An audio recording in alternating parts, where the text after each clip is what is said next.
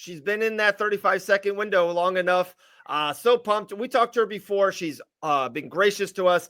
Can't wait to get into Orlando tomorrow. We got media day, then weigh-ins, and then, of course, fight night for PFL Orlando. Probably the face of female MMA in the PFL right now. Let's introduce Liz Carmouche. Liz, how are you? I'm good. How are you? Doing good, doing good. Are you in Orlando yet? I am. Yeah, I actually got here on Saturday night. Oh, nice. Got PFL got you in early. First of all, how's everything going? How's life going? How's going into another world tournament? How's Liz Carmouche right now in 2025? I'm feeling good. It's been a smooth camp. I train out of San Diego and Virginia Beach, both of which, both coaches, both teams. We feel really prepared for this fight, especially going into the season. Love it. Awesome. Yeah. At the end of the season last year, obviously you had the first weight hiccup we've ever seen in your career. You've always been so professional with the cut. How do you feel this time around? Obviously having to cut weight a little bit less this season and having these fights a little bit more spread out. Yeah. So this time I hired a nutritionist rather than doing things on my own, to where, I'm starving myself. We're killing it, trying to do the sauna and still nothing's coming off and just cooking my brain for 4 hours. I hired a nutritionist, and so far everything's going great. And I just have confidence that she has everything, and I'll just be the good Marine that follows the entire plan and doesn't stray from that. So I'm just going to let them take the wheel, and I trust that everything will go a lot smoother. You brought up being a good Marine. Are you the kind of fighter that I want to be told what to do? I know I like to know everything from my coaches. I want do X, Y, Z. Is that your style of training camp? Yeah, kind of. Like, I definitely don't like to watch tape on opponents and stuff. I end up overhumanizing, giving them way too much credit. It could be the worst fighter in the world. I'll be like, well, they could do this and beat me. And it's like, no, that's ridiculous.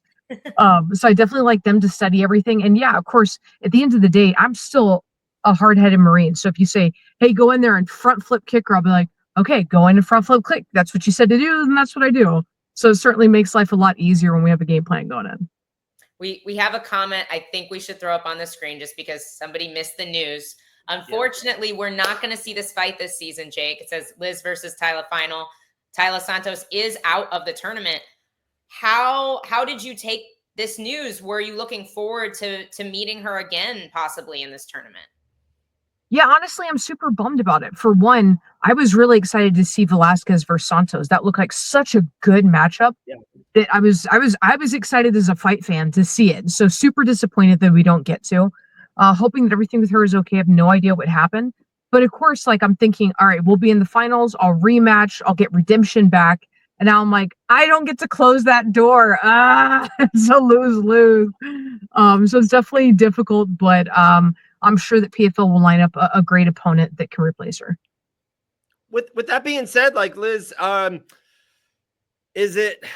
you sound like, man, you really wanted that, like the redemption. Would you be like, hey, if you win this thing or when you win this thing, 500K, 3 wins in a row, life's still good, right? Are you still happy? No doubt about it. That's, without Taila Santos.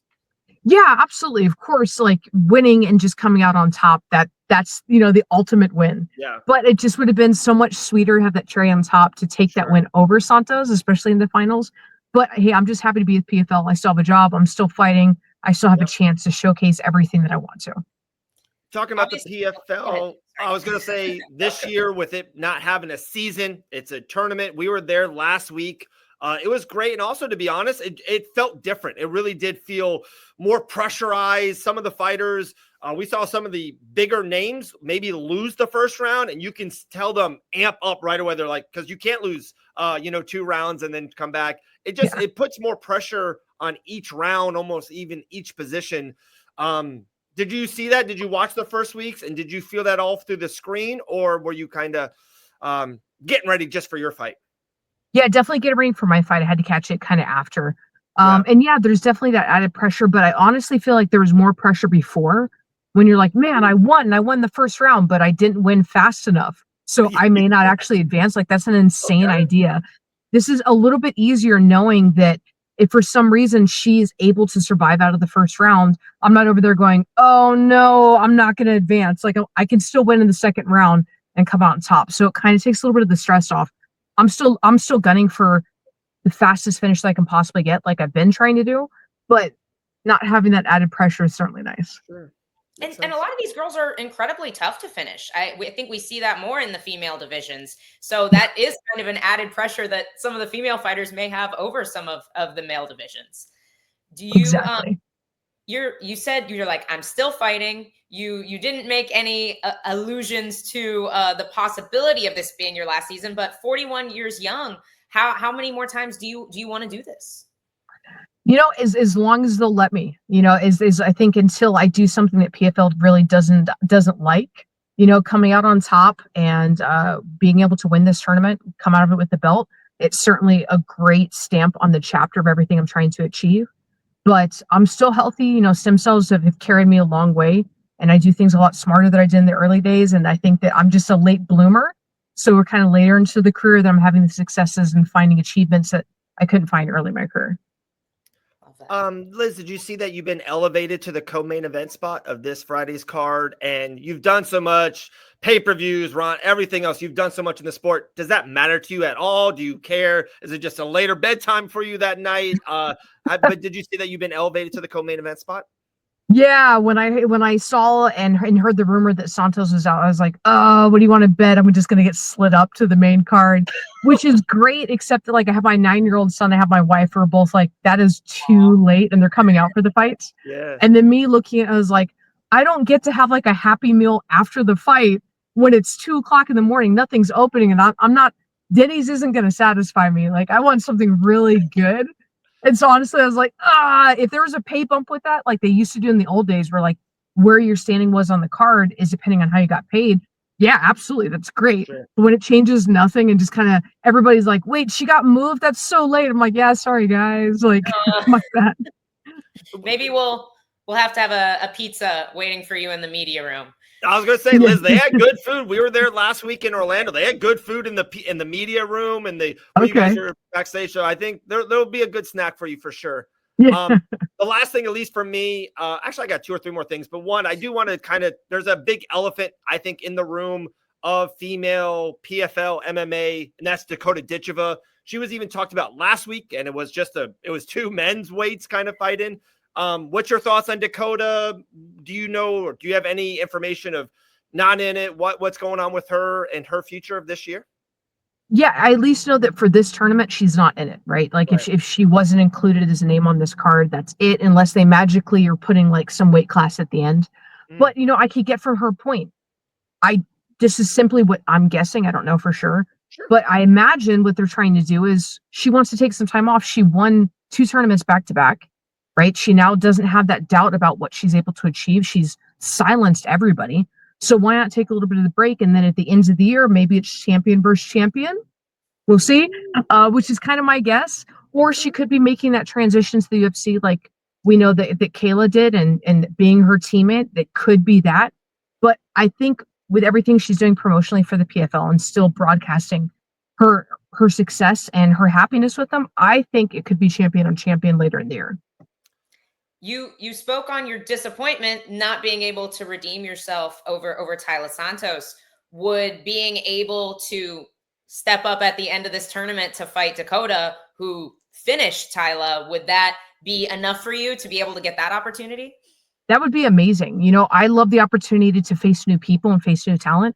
And what she's shown is that she's not a slouch on the ground. Everybody wasn't sure where she stood. And what she did prove is she is a force to be reckoned with there. So that makes it a lot more exciting on the prospect of like going toe to toe with their standing against the cage on the ground, as opposed to like, well, if you go to the ground, we know it's done. So maybe I want to keep it standing a little bit longer. No, this like leaves the idea that it could be really exciting no matter where it goes. So that would be a really great matchup.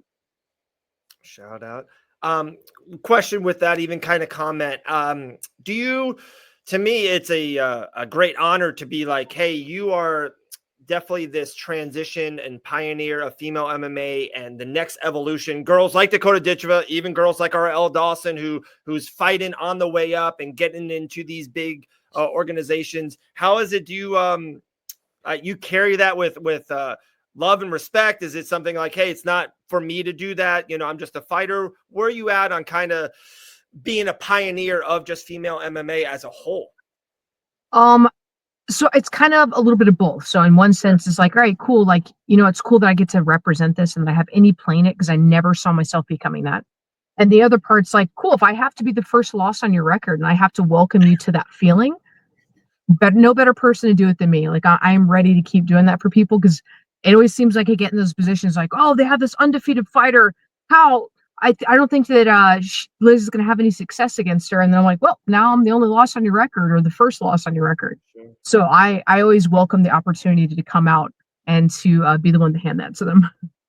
Love it. I love that. Oh, anything else? Just looking at not just the other side of the bracket, but the other side of the smart cage from you this upcoming week is Alara Joanne, who has already fought against some of the girls in the tournament. Like she's lost to, obviously Tyla is no longer in the tournament, but she lost to Tyla, she lost to Jenna Bishop, and she lost to Kana Watanabe as well, I believe. So seeing how, I know there's some time has passed, does that give you just immense confidence going into this tournament, knowing that you've competed and done better against some of the same competition she has? Or do you see that she is evolving? Yeah, I definitely see that she's evolving. And if there's one thing I've learned is MMA math doesn't math up. 2 + 2 does not equal 4. So often I face an opponent, I'm like, on paper, this is easy. And we go out there, I'm like, why was that so difficult? I don't understand. This should have been an easy knockout the park. And then we're having this hard fight. And I've seen her around, and I know from just hearing from other people, she's putting in the work. So I know that she's growing and she's ready and she's learned from the mistakes and trying to go out there and prove a point. But I'm ready to smash her. Love it. Love it. Liz, we always love talking to you. I'll be at Media Day tomorrow and the weigh-ins. Elle will be at the fights Friday night. So after you win, you guys can meet up. She'll get you the pizza for the whole family and everything. So we'll lock that in for Liz. We'll have a Liz Carmouche pizza ready for you. All right. We'll take care of that. Thank you. Awesome. We'll have a great fight week and smooth weigh-ins for the next couple of days. We'll talk to you soon. Thank you. Have a good one. Thank you awesome. so much, You too, Liz. Thank you. Liz Carmouche. Always a class act. Huh? I said always a class act. Like just represents the sport so well.